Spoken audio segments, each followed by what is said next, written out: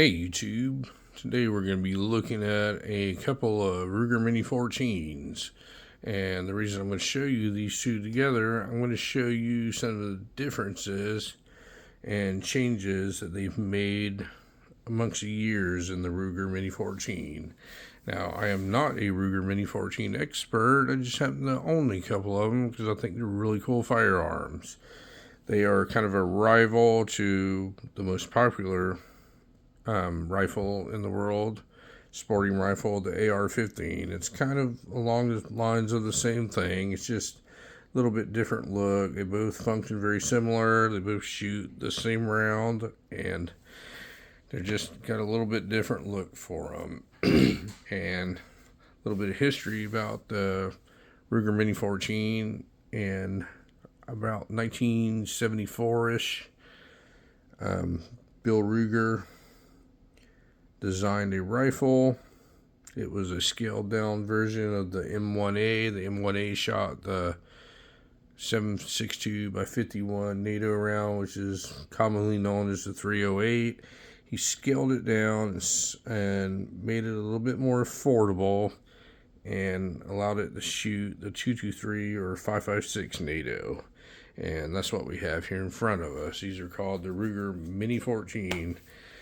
So it's a miniature M14, basically, is what it is.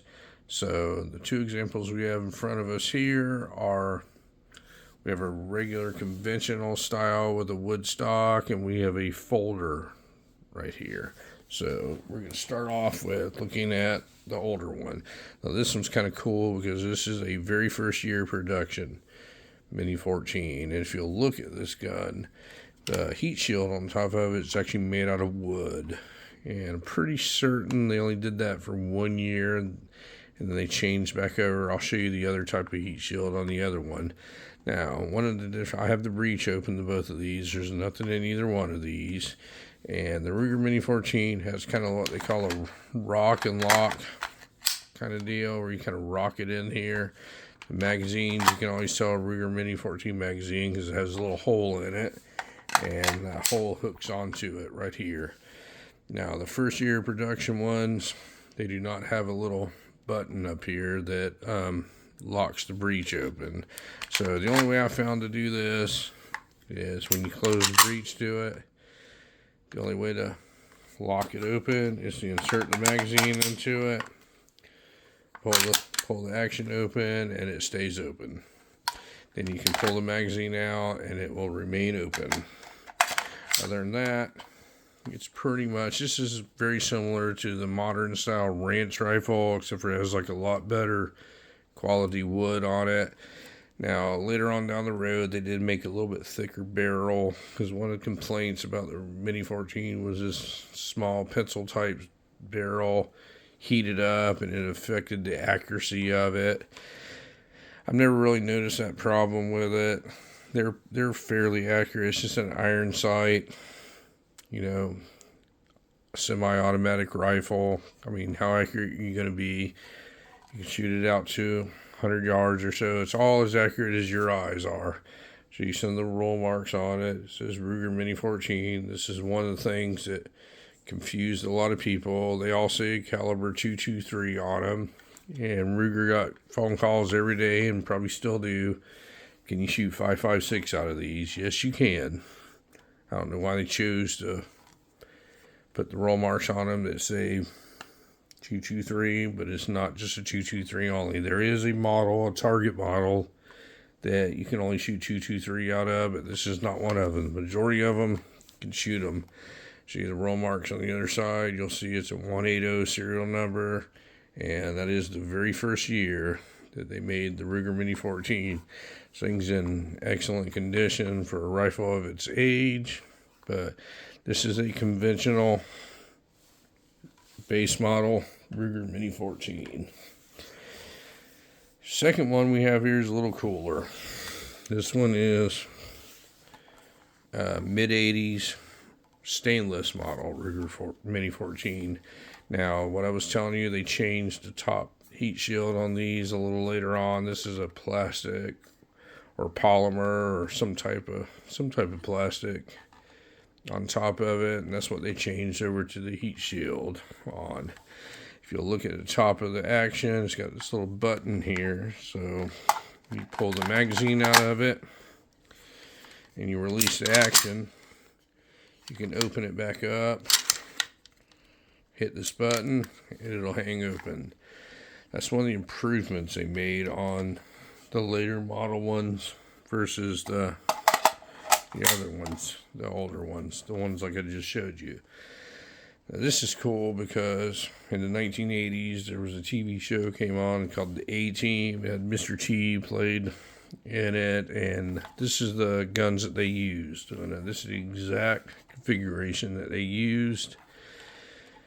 They had the really long stainless 40 round magazines in them. Those are next to impossible to find. I have a couple of them, and I had to really look to find those. But basically, it's just the same gun, just whole stock though. It's different. It just folds open and turns into a full-size rifle.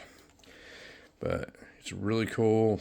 They always use the stainless ones on the show, so that's what I wanted to do. I wanted to find a stainless folder Mini 14. Now, the modern ones now today, they have them in with composite stocks. They have a little bit thicker barrel on them. They have optic mounts you can put on them and all that stuff.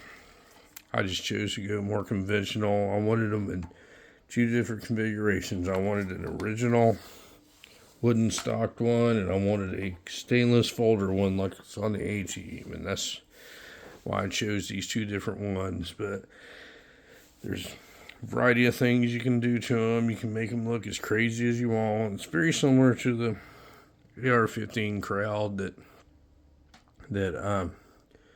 Gucci them out like the Gucci Glockers do. But there's a bunch of sights you can put on them. There's just different stocks, different things. They're very much modified.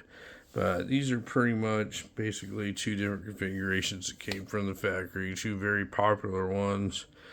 The folder one's probably a little bit more sought after than the other one. The other one I like it because it's just an original plain Jane Mini 14. Mini 14 is a really good rifle. If you're looking for something that shoots 5.56, 223, and you don't want to be like everybody else, carry your AR out there. Mini 14 is a good route to go.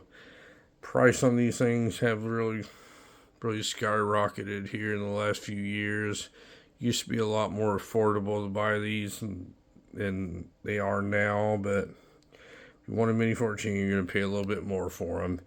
They tend to cost a little bit more than your conventional AR-15. So if you want something that's more budget friendly or easy to modify, easier to work on, you might want to go the AR-15 route. These things here, you're probably not going to sit there and put one together at your kitchen table. There's going to be a little bit more finesse, a little bit more skill involved with it.